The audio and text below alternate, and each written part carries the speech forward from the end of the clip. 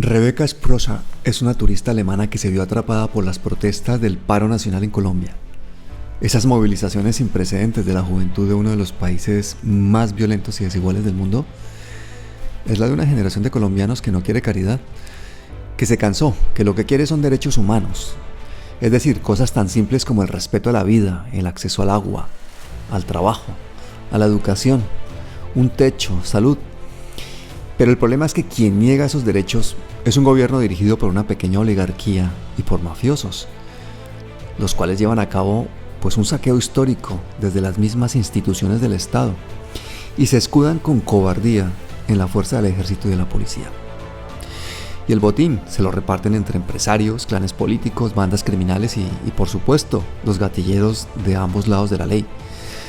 Gatilleros como el que el pasado 22 de julio le quitó la vida a Joan Sebastián Bonilla, miembro de la primera línea de Cali, quien impidió el asesinato de Rebecca. Durante las semanas anteriores, Rebecca había denunciado la brutalidad policíaca colombiana a través de sus redes sociales, y como protestar en Colombia es un delito, de allí en adelante recibió trato de delincuente. Tras denunciar el asesinato de Joan, Rebecca fue detenida y expulsada del país de forma totalmente arbitraria, sin derecho a ningún tipo de reclamación. El gobierno de Duque dijo que lo de Rebecca fue intromisión en asuntos internos. La expulsó y le prohibió la entrada por 10 años. Y lo dice un gobierno que en las pasadas elecciones norteamericanas hizo campaña abiertamente por Trump. Lo dice un gobierno que envió una delegación diplomática y de abogados a ayudar a los mercenarios colombianos que presuntamente intentaron hacer un golpe de Estado y asesinaron al presidente de Haití. Lo dice un gobierno colombiano que habla de intromisión por parte de una turista alemana en asuntos internos, pero que a la vez no le molesta que Estados Unidos tenga 7 bases militares en Colombia. Y eso son palabras mayores.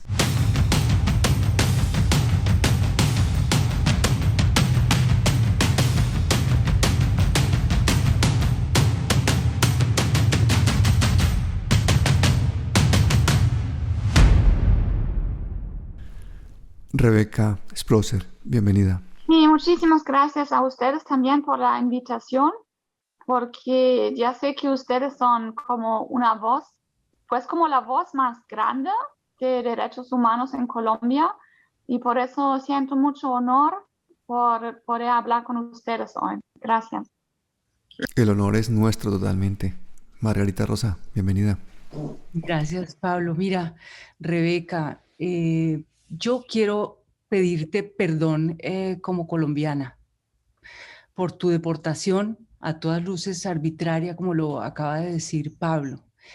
Yo siento vergüenza de que tu amor por nuestro país y tu afinidad por las necesidades de nuestro pueblo se hayan encontrado con una respuesta tan cruel y lo que es peor, criminal. Yo quería empezar por preguntarte esto. Yo he estado muy pendiente de tu proceso, he visto las conversaciones que has tenido con los Gustavos, también con con José Alberto Tejada en el Canal 2. Y a mí me impresiona mucho de tu personalidad que tengas esa altísima vocación, profunda vocación de servicio. Tú decías en un momento dado que nunca sentiste miedo por ti, pero sí por los muchachos que estabas acompañando. Entonces, esa capacidad de sentir el dolor del otro en carne propia para mí es algo parecido a un don, pero también quiero pensar que es algo que se puede aprender y adquirir. Entonces, ¿de dónde viene tu sensibilidad social? No sé, es que siempre era una persona con mucho, yo llevo mucho amor en mí, yo llevo muchísimo cariño en mí. Y es que yo no puedo aguantar injusticia, es algo que yo no aguanto. Y pues, sabes, es que por esto siento tanto por esos muchachos de la primera línea, porque yo conozco casi cada punto en Cali, ¿no? De la resistencia. Y yo conocí en todo ese tiempo muy bien a esos muchachos, ¿no? Y esos muchachos son muchachos que tienen sueños, ¿no? Que de hecho deberían tener derechos para muchas cosas y ellos quieren, ¿sabes? Ellos quieren tener educación, ellos quieren tener una vida justa, ellos quieren tener salud, muchas cosas, ¿no? Y en todo el tiempo en que hablamos, es que yo realmente entendí esa causa y yo entendí porque ellos están allá dando su pecho, dando su vida es que, ¿sabes? Hasta que por un futuro en que algún día ni van a vivir, pero ellas quieren dar su propia vida porque ya no tienen nada que perder. Yo conocí también después, también conocí algunos chicos como qué vida han tenido antes, ¿no? Porque yo entonces estaba en esos barrios y conocí cómo está la vida en esos barrios, ¿no?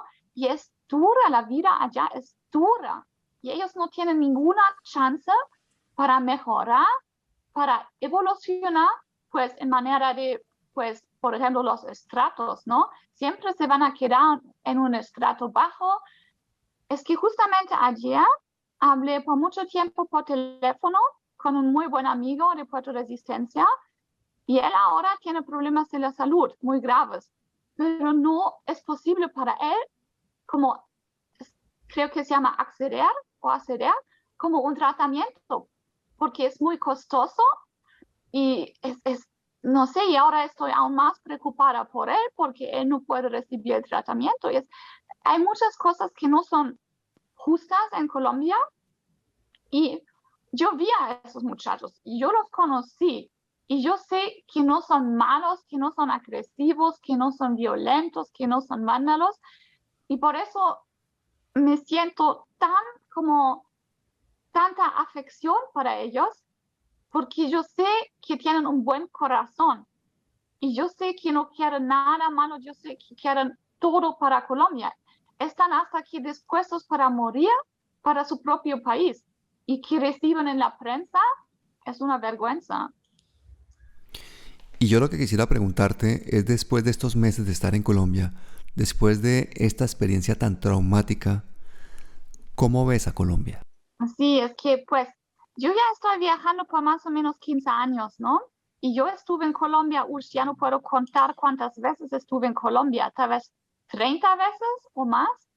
Sí, estuve, de hecho ya conozco Colombia muy bien, pero solamente fue mi primera vez en Cali.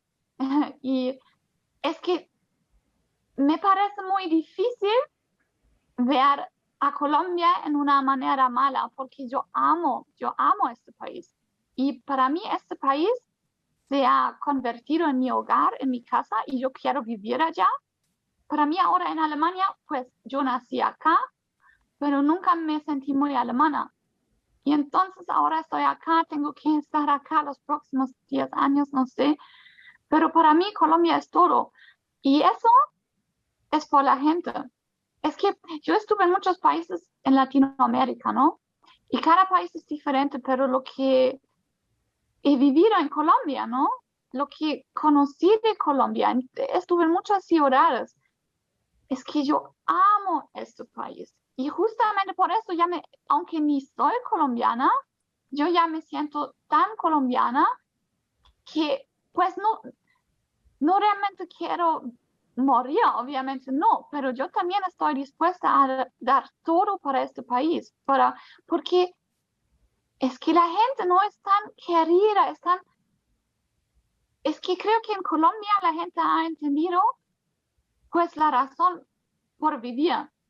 Es que no conozco a ningún país y yo estuve en todo el mundo, realmente yo estuve en todo el mundo, pero nunca he conocido a ningún país, ninguna gente que ha entendido qué es la vida, ¿sabes?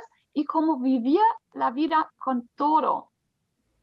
Y por eso me hizo muy feliz estar en Colombia. Pero sí, es difícil, realmente hay gente mala. Y pues no quiero verlo muchas veces, pero sí hay gente mala en Colombia.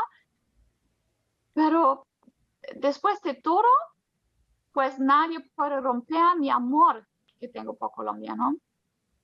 Mira, pero entonces, ¿cómo podrías comparar la sociedad alemana con la colombiana? Porque de alguna manera nosotros, no, de alguna manera no, de todas las maneras, muchos colombianos idealizamos la situación de países como el tuyo, de países como Holanda, otros países, los países nórdicos, son países que tienen como un piso de bienestar social muy sólido, muy robusto. Yo veo el lugar donde vives, bueno, lo que alcanzo a distinguir desde aquí, veo tu casa organizada, Mm, confortable, y veo cómo tú prefieres venir a arriesgar tu vida y prefieres quedarte un poco en este caos y además anhelabas, según lo que le dijiste también a José Alberto, que no te llamaran todavía para trabajar, ¿no? Querías quedarte un poco más en Puerto Resistencia. Entonces, mm. cómo podrías comparar esas dos cosas, esa contradicción, cómo la interpretas? Es que, pues obviamente muchas veces me pasó que pues personas allá me dijeron, por favor, llévame a Alemania, ¿sabes? Sálvame, sálvame, llévame a Alemania. Y pues yo respondí, pues como chiste, obviamente, no es en serio, pero es como, yo dije, hey, te puedo llevar a Alemania y después de 2 semanas vas a preferir morir en Colombia en vez de vivir en Alemania. ¿Y por qué? Es que Alemania es un país, pues es seguro, ¿no? Y aquí hay mucha riqueza. Es que todo está bien acá, pero todo después también es muy aburrido. Es un país tranquilo, pero la gente es muy fría, la gente es muy cerrada. Es que acá tú vas al trabajo y después vas a la casa y todo es muy ordenado, como lo dijiste tú, pero es que, por ejemplo, te doy un ejemplo. Todas las personas, mis amigos, ¿no? De Colombia ahora me preguntan, ¿y cómo estás tú? ¿Cómo vas? ¿Estás con tu familia? Y yo dije, de hecho, desde que yo regresé a Alemania y yo llegué el 29 de julio, ni hablé con mi familia, ni hablamos. Y así es Alemania, es que cada quien tiene su vida acá, ¿no? Es que la familia no vive juntos, cada quien vive en su ciudad, en su pueblito, tiene su vida, su trabajo, pero no compartimos. Es muy triste. Y entonces mi familia casi no sabe nada de mí, no me preguntan, yo no cuento nada. Y pues yo tengo buenos amigos acá, pero de hecho no son alemanes. Todos mis buenos amigos acá son extranjeros porque los alemanes es que para ellos es muy fuerte lo que pasa en Colombia, ni lo pueden realmente procesar. Y por eso mi familia sí, ellos han leído las noticias, pero es tan fuerte para ellos que no aguantan escucharlo. Así que no quiero molestarles con todo eso porque realmente ellos no aguantan tanto dolor porque eso no existe acá. Acá no existe como esa violencia, ¿no? Esa injusticia y para ellos es una cosa de loco.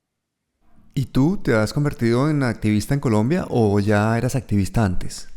Sí, es que realmente lo que puedo decir es que mi vida ha cambiado 100% en los últimos meses. Yo fui muy diferente antes.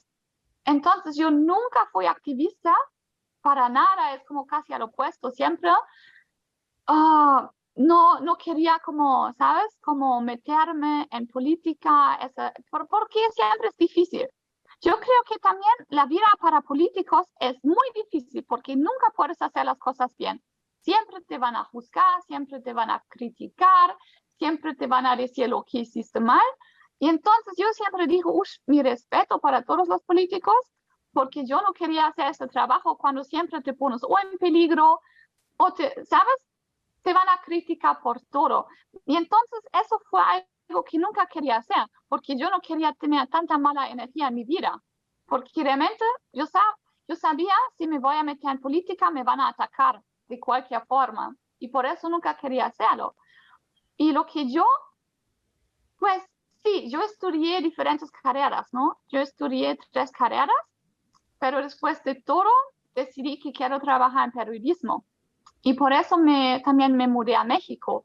Pero otra cosa es que siempre leo o veo comentarios como súper feos, como que yo quiero ser el centro de atención. La cosa es que yo trabajé en periodismo por un año, pero ni una vez frente de la cámara, porque normalmente nunca me ha gustado eso. Siempre trabajé atrás de la cámara. Y cuando, pues obviamente algunas veces me preguntaron, ¿puedes dar una entrevista? ¿Puedes hacer algo frente de la cámara? Y siempre dije que no, eso no soy yo, no quiero estar frente de la cámara. Pero cuando empezaron las protestas y todo, y yo quería pues dar todo el material a Alemania y Europa, me dijeron, y también es muy triste, me dijeron, pues Colombia está muy lejos. Y acá la gente no realmente se puede identificar con la gente en Colombia. Y entonces me dijeron, tú necesitas estar también en el video, en la imagen. Porque solamente si hay una chica blanca, rubia de Alemania en el centro de la manifestación, la gente se interesa por eso en Europa. Y solamente por eso empecé. Porque todos los periodistas, no, es como las estaciones de televisión me dijeron, no, si tú no estás, nadie lo va a ver. Y por favor, si tú lo quieres vender, pues no recibí ni un peso. Pero como si tú quieres mandar todo el material a Europa, tú tienes que estar allá, tú tienes que contar tu historia. Y solamente por eso decidí estar frente de la cámara, pero eso nunca me ha gustado. De hecho, todavía no me siento muy bien frente de una cámara. Sí. Y entonces, ¿quién soy? Es que, no sé, soy una chica que siempre solamente quería estar feliz, pero también ayudar a la gente. Y entonces lo que yo siempre hice fue trabajar en fundaciones. En tantos países de este mundo, cuando estuve, trabajé en fundaciones. Por ejemplo, en orfanatos o proyectos como de niños en los barrios o gente con discapacidades, cosas así, ¿no? Entonces siempre me ha gustado ayudar y pues luchar contra injusticia, pero nunca traté de hacerlo en una forma extrema. Eso lo que pasó los últimos meses realmente es nuevo para mí. Esto que te ha pasado a ti es tan violento que muchos necesitan años, si no toda una vida para hacer el duelo de una pérdida tan brutal. Y yo veo que en estos días has estado atendiendo muchas entrevistas, nos has concedido a nosotros esta conversación tan generosamente y pronto no has tenido el tiempo para estar contigo y estar en silencio. No sé, ¿cómo estás en estos días? ¿Cómo estás hoy? Sí, pues de hecho lo único que realmente hablé con mi familia en esos días fue que ellos me dijeron que sería lo mejor, obviamente, buscar ayuda profesional para procesar todo eso que he vivido, ¿no? Sí. Y yo dije a mi familia, obviamente lo voy a hacer porque creo que nunca es algo malo hacerlo, creo que siempre te va a ayudar.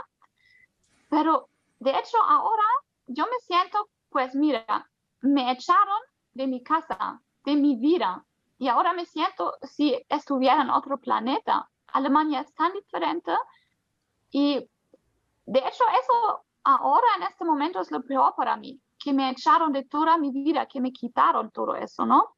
Y entonces lo que realmente me ayuda en esos momentos es hablar con todos mis amigos de Cali. Eso me ayuda mucho, mucho, mucho, porque yo extraño todo allá tanto y por eso, ¿no? Siempre cuando realmente tengo tiempo, para mí, me gusta mucho, por ejemplo, hago videollamadas, ¿no?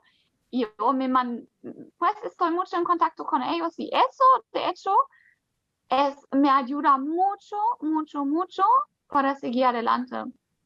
Y también lo que me ayuda mucho es buscar justicia para Joan Sebastián. Eso es como, pues yo tenía realmente momentos desde que pasó el atentado en que pensé que no puedo sobrevivir, que el dolor es tan grande que realmente no sé cómo sobrevivir. Pero yo creo que al menos ahora tengo una voz y yo puedo hacer muchas cosas. Es que me invitaron a diferentes países, pues comités me llamaron para ir a congresos, ¿sabes? Para hacer muchas cosas buenas en este mundo.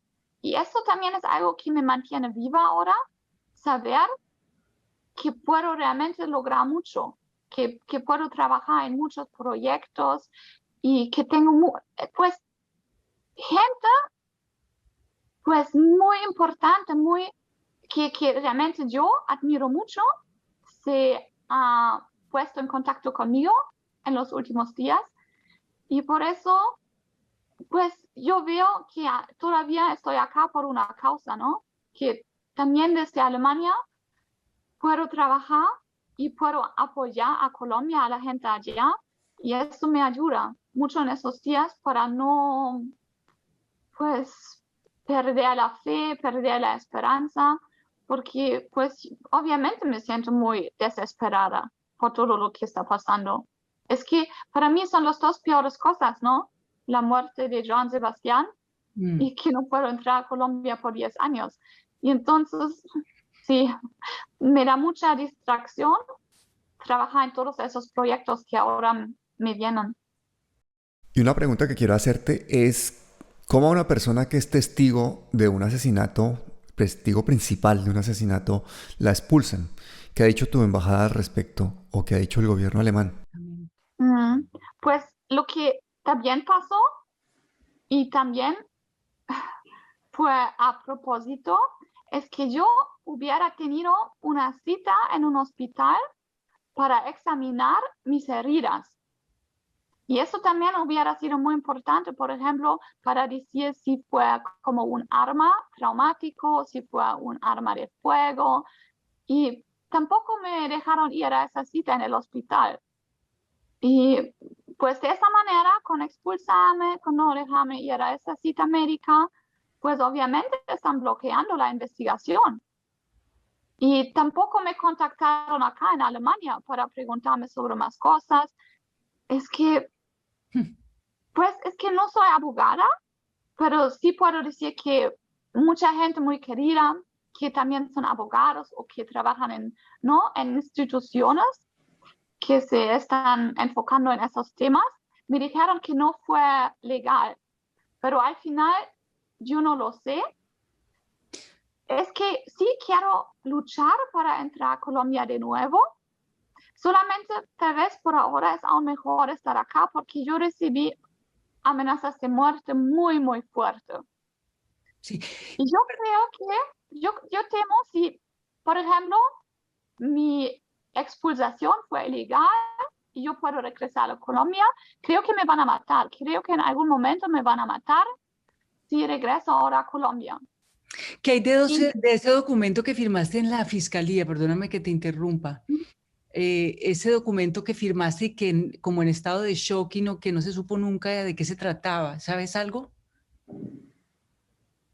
Pues yo fui justamente el día cuando me capturaron. Antes de me capturaron, estuve en una entrevista con la fiscalía y yo les pregunté sobre ese documento y ellos me mostraron algún documento y me dijeron qué fue esto que firmé en la noche. Pero solamente me mostraron ese documento súper breve, me dijeron, acá está, no hay nada malo en ese documento. Y yo quería leerlo completo y me dijeron, no, es lo mismo, no pasa nada. Bueno, al final yo no sé si ese documento fue el mismo de esa noche. Tampoco me dieron una copia, no sé por qué, pero me dijeron que no es normal entregar una copia, eso no lo hacen. Pues, pero sabes, cada día me llegan más informaciones. Hoy hablé con otra abogada y la fiscalía me citó para esa entrevista sobre WhatsApp y la abogada me dijo, tampoco fue legal citarme sobre WhatsApp. Es como, eso no es ninguna forma adecuada para, ¿sabes? Para invitar a alguien que es testigo de un, no sé cómo es, homicidio, pues sobre WhatsApp. Entonces muchas cosas no cuadran realmente y al final yo no sé, yo no recuerdo lo que firmé en esa noche cuando la fiscalía estuvo allá. Pues al final hay muchas cosas que no sé, que todavía no entiendo y tal vez que nunca voy a entender o recibir una respuesta. ¿Y tú en las semanas o en los meses que estuviste en Cali, viste que a la primera línea la infiltrara algún grupo armado, guerrillero, o que alguna de las personas que estaba contigo estuviera con armas o con algún nexo con grupos violentos? Puedo decir que yo conozco a los puntos realmente muy bien, porque en algún momento es que prácticamente me mudé a Puerto Resistencia, entonces estuve allá día y noche. Y después de semanas y semanas y noches muy duras y muchas charlas, realmente empiezas a conocer a esos muchachos muy bien y sus historias de la vida y todo eso, ¿no? Y estuve en varios puntos. Y yo puedo decir, y ya lo dije varias veces, que yo nunca noté nada de esto. Y yo nunca conocí a ningún muchacho que es como algo como guerrillero, que es de un lado muy extremo, o que está con armas o no sé qué, o con narcos, no, todo lo malo que existe en Colombia, ¿no? Porque es que yo soy la persona como más pacífica que existe en ese mundo. Yo no aguanto violencia de ninguna forma.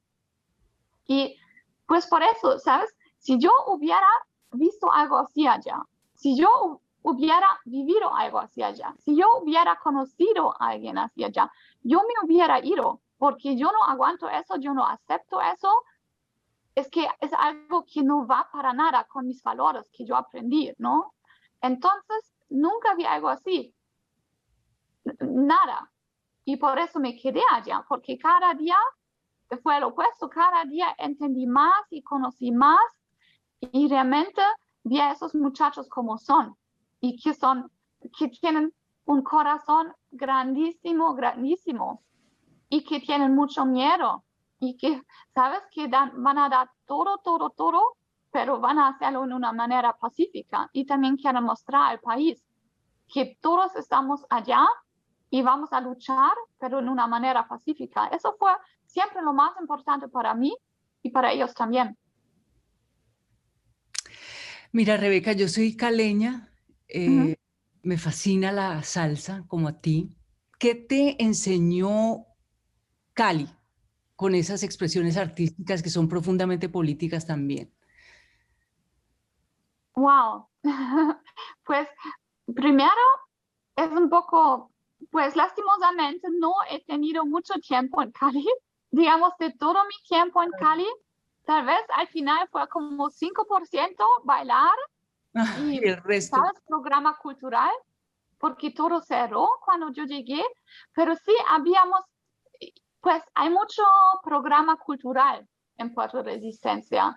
Y así que también invitamos a grupos como bailarinas, ¿no?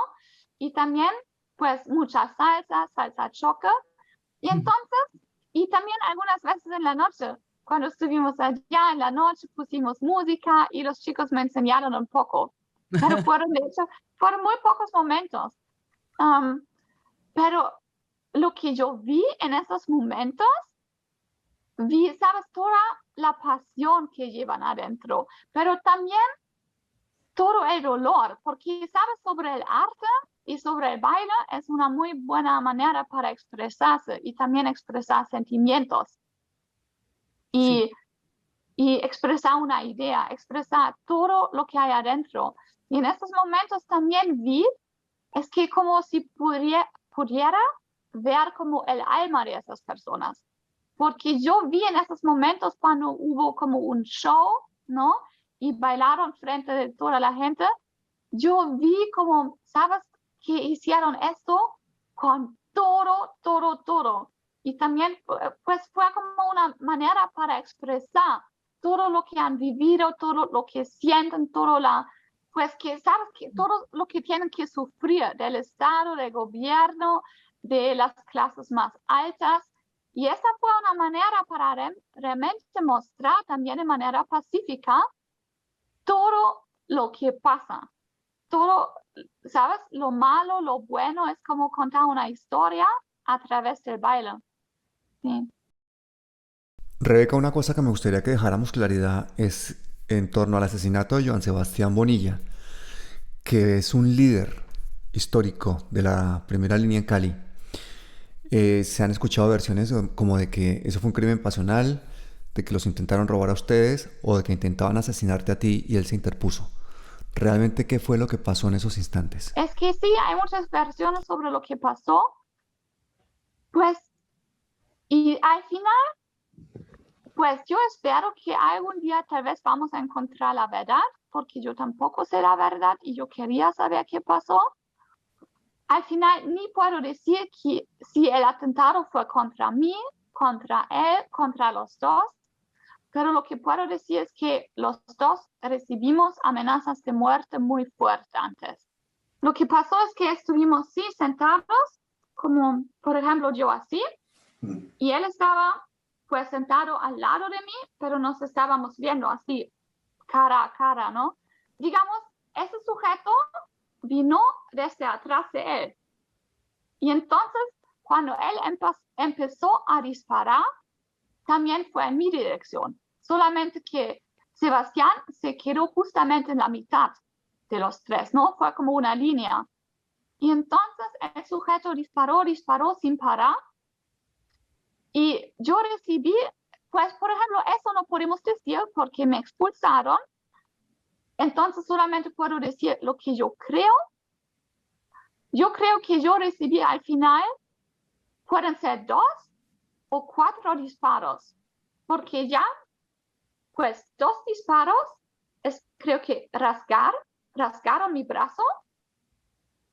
Y mi maleta tiene 4 huecos, ¿no? Y entonces, pues es que yo puse mi maleta, después justamente lo que he tenido la maleta en esa noche.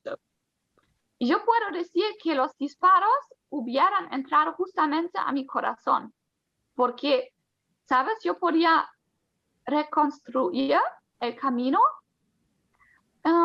de las balas y como vinieron, hubieran llegado justamente a mi corazón, pero no entraron. Entonces, pues o es posible que yo recibí los disparos que ya salieron de su cuerpo, o yo recibí disparos que no fueron tan fuertes porque puede ser un arma traumático, nadie sabe al final. Pero yo que sí puedo decir es que yo tuve una herida en mi brazo en donde se ve o se podía ver que fueron ya 2 disparos. Más tengo esos 4 en mi maleta y el lugar hubiera sido justamente mi corazón, pero no entró mi cuerpo. Pero yo sentí los disparos y en el primer momento, porque nunca he vivido algo así, ¿no? En el primer momento pensé que voy a morir, porque yo sentí los disparos donde está mi corazón y yo pensé que voy a morir. Pero después me di cuenta, no, estoy bien, y así que solamente no entraron. Pero es que mi maleta, no, maletín, es muy grande y hay muchísimas cosas adentro siempre. Y entonces, pues, todas esas cosas y mi maleta y mi brazo frenaron, pues, las balas, ¿no? Los proyectiles, pero al final no lo puedo decir. No lo puedo decir. Y lo que también pasó es que yo me levanté. Yo me levanté porque primero quería pelearme con ese sujeto,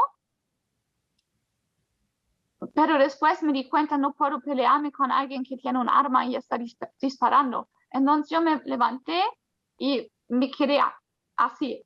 Solamente podía ver lo que está pasando y pues no sé, al final no lo sé. Mira, Luis Carlos Vélez y su equipo de periodistas hicieron una entrevista, a mi modo de ver, infame, ¿no?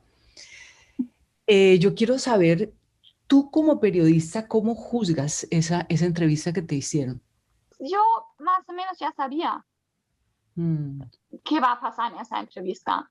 Solamente no esperaba como esas mentiras, porque antes me comentaron cómo será la entrevista y me mintieron sobre todo. Eso no esperaba, pero el resto sí. Pues ¿Por qué lo te que puedo mintieron? decir, ¿Qué te dijeron antes? yo pregunté, por ejemplo, cuánto tiempo dura, cuáles son las preguntas, quién me va a entrevistar, y todo fue una mentira, todo lo que me dijeron. Pero lo que quiero decir es que, de hecho, al final no siento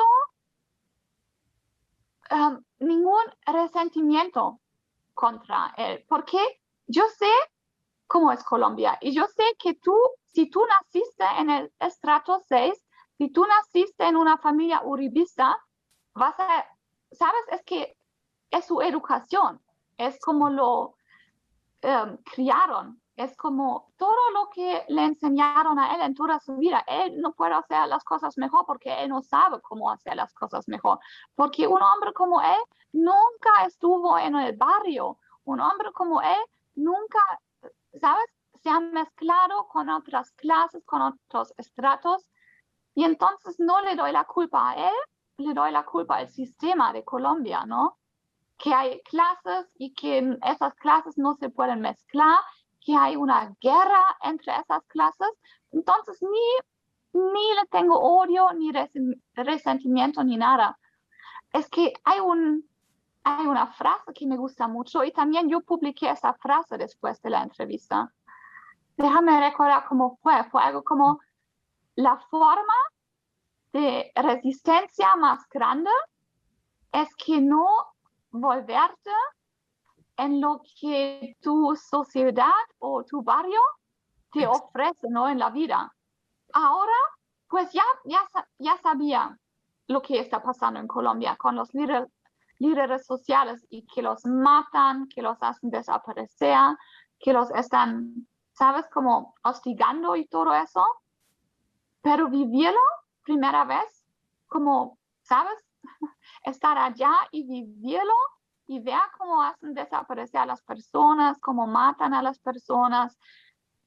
Eso es fuerte y yo tengo tanto respeto a cada una persona que está en este trabajo, porque al final yo puedo decir que ni respetaron ni a la misión médica, ni a los derechos humanos, ni a la minga, ni a los indígenas. Mataron y dispararon contra cada persona, no respetaron a nadie. Y entonces cada líder social sabe que cada día puede morir. Y todavía seguir en ese trabajo, porque pues es que sabemos que es la cosa justa que hacer, ¿no? Es la cosa correcta y es que hay que hacerlo porque alguien tiene que hacerlo. Porque no podemos dejar las cosas así en impunidad. No podemos cerrar nuestros ojos y que las personas siguen muriendo en Colombia. Pero yo tengo muchísimo respeto, y ellos son los héroes. Ellos realmente son los héroes de este país. Y es también muy triste porque me di cuenta que obviamente nadie recibe dinero para esto. Porque en Alemania es un trabajo normal, tú tienes un sueldo. En Colombia esas personas hacen esto y todavía necesitan trabajar, ¿no? Y sobrevivir y pagar sus cuentas y todo eso, ¿no? Entonces, es como realmente ponen todo su esfuerzo en eso sin recibir ni un peso ni nada. Eso es grande, sí. Para mí son los héroes de Colombia, sí. Pues Rebeca, un abrazo enorme. Muchas gracias por tu presencia, por tu valentía. A ustedes, realmente. Muchas gracias, Rebeca, por ser colombiana, por ser resistencia, por haber estado al lado de quienes han dado la vida.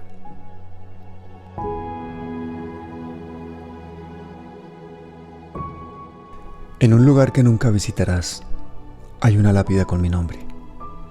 Y aunque la veas, no vas a llorar, porque mi nombre no significa nada para ti. No pone tampoco que era activista, un rebelde que luchaba por los demás, ni que fui asesinado, ni mucho menos que la razón por la que le quitaron la vida a mi cuerpo era que me atrevía a soñar con un mundo mejor, y mi trabajo era un obstáculo para la codicia de algunos. Pero su crimen consiguió el efecto contrario. Muchos tomaron mi lugar y yo me he ido a trabajar con Dios. Ahora vivo en ese río de nubes que corre eterno sobre tu casa y me puedes escuchar en las gotas de lluvia que caen en tu calle. Soy ese viento fresco que mece los árboles y que abraza por las noches a mi familia, que ya no me llora, porque ha aprendido a reconocer mis pasos en el movimiento de las hojas.